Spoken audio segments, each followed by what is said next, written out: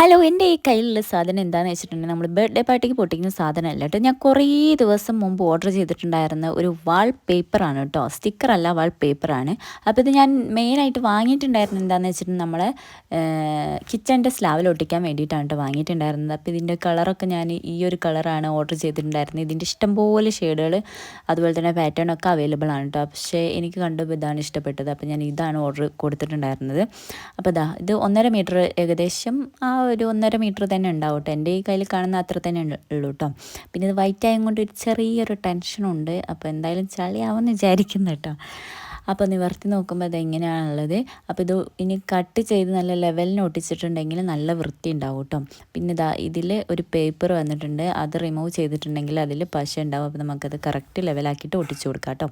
അപ്പോൾ ഈ ഒരു വാൾ പേപ്പറിൻ്റെ റേറ്റ് വന്നിട്ട് 130 എത്രയാണ്, സംതിങ് ആണ് കേട്ടോ. അപ്പോൾ നമ്മൾ വീഡിയോ ഇത്രയുള്ളൂ. വീഡിയോ ഇഷ്ടപ്പെട്ട ലൈക്ക് ചെയ്യുക, ഷെയർ ചെയ്യുക, സബ്സ്ക്രൈബ് ചെയ്യുക. ബൈ.